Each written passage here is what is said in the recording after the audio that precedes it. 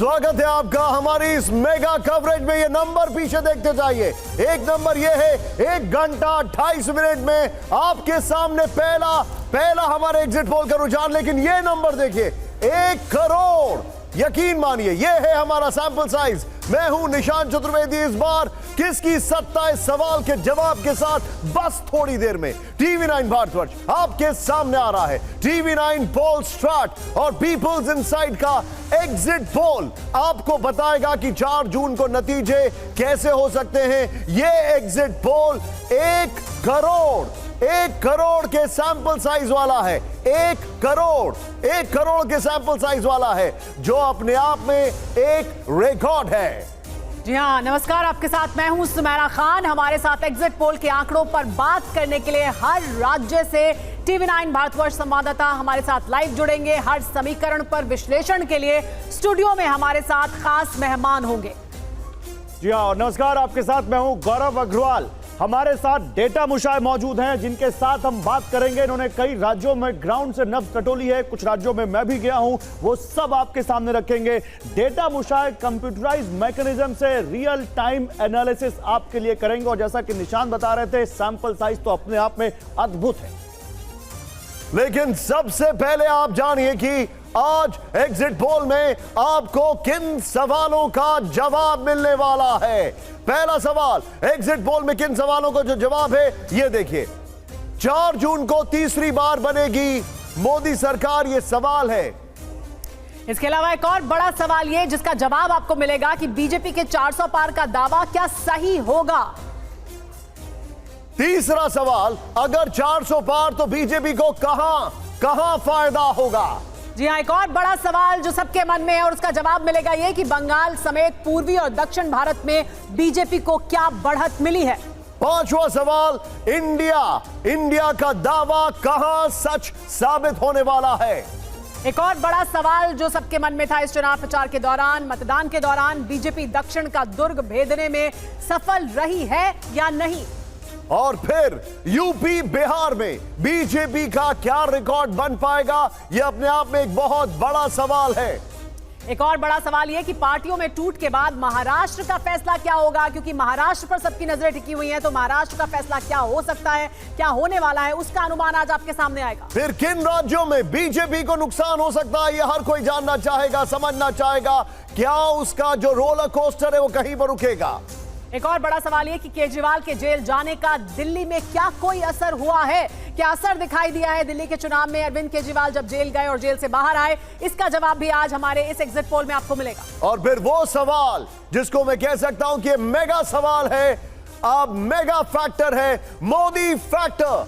चुनाव में क्या गेम चेंजर साबित हो रहा है।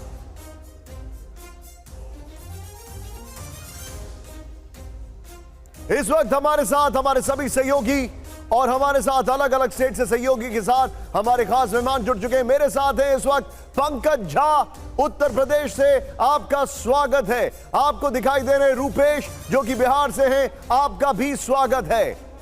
जी हाँ, इसके अलावा हमारे साथ पुष्पेश पंत जी यहाँ स्टूडियो में मौजूद हैं। हमारे साथ जयशंकर जी मौजूद हैं, स्टूडियो में बने हुए हैं, उनसे बात करेंगे। इसके अलावा हमारे साथ बाहर से भी मेहमान जुड़ेंगे, उनका भी रुख करेंगे। स्टूडियो के अलावा हमारे साथ जो मेहमान जुड़े हैं, जफर इस्लाम साहब जुड़े हुए हैं, बीजेपी के प्रवक्ता हैं, उनका भी बहुत बहुत स्वागत है। और अजय उपाध्याय जी हमारे साथ जुड़े हुए हैं, कांग्रेस पार्टी के प्रवक्ता, उनका भी स्वागत। इन सबसे बात करेंगे, लेकिन सबसे पहले रुख करेंगे पंकज झा का।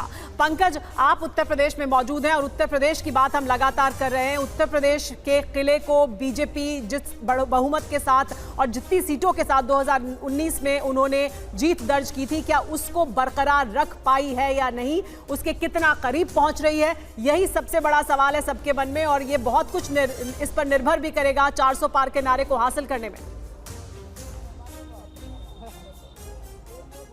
देखिए, हम बनारस में हैं, जहां से नरेंद्र मोदी बीजेपी उम्मीदवार के तौर पर तीसरी बार यहां से चुनाव लड़ रहे हैं और एक बूथ पर हैं। और देखिए कि प्रचंड गर्मी के बावजूद भी अभी भी लोगों के आने का सिलसिला चल रहा है। लेकिन सबसे बड़ी बात यह है कि जो बीजेपी का और एनडीए का जो नारा है कि 400 पार, और इंडिया गठबंधन का दावा यह है कि सरकार उनकी बनेगी। क्या कह रहा है आपका मन। ये तो रिजल्ट ही बताएगा। नहीं, आप फिर भी आप वोट डाल के आए, क्या लगता है आपको। हमें तो जहाँ तक अंदाज़ा है कि इस बार कुछ बदलाव दिखेगा। बदलाव दिखेगा। आप लोगों को क्या लग रहा है इस बार क्या होगा? सबसे पहले तो मैं आपको अपना नाम बता दूं, मेरा नाम है करण यादव और मैं कट्टर समाजवादी हूँ। मैं अखिलेशवादी हूँ। मैं इसीलिए सभी से यहाँ जितने लोग खड़े हैं मैं सबसे अपील करूंगा कि सिर्फ और अच्छा, आप सिर्फ अपील भी करने लगे। एक बार साइकिल बताइए वोट क्या दीजिए। क्या लग रहा है इस बार? हम जहाँ कहेंगे वहीं वोट देगा ये। अच्छा, आप लोगों का सबका यही है? हमारे तरफ से तो पूरा सपोर्ट कांग्रेस को है। कांग्रेस को है। तो आपको लगता है कि इंडिया गठबंधन इस बार के बाद? आप क्या कह रहे हैं चाचा, क्या होगा? हम भाजपा ही हैं, हम उनको वोट देते हैं, मोदी जी जिताएंगे। ठीक है, हाँ भाजपा ही है, हमको मोदी से मदद मिलती है, हम उनको वोट देंगे। ठीक है, तो आपको लग रहा है तीसरी बार फिर वो बनेंगे? बिल्कुल गारंटी के साथ होगा। भाई क्या आपका मन क्या कह रहा है, क्या है आपकी बात? महागठबंधन। महागठबंधन। महागठबंधन।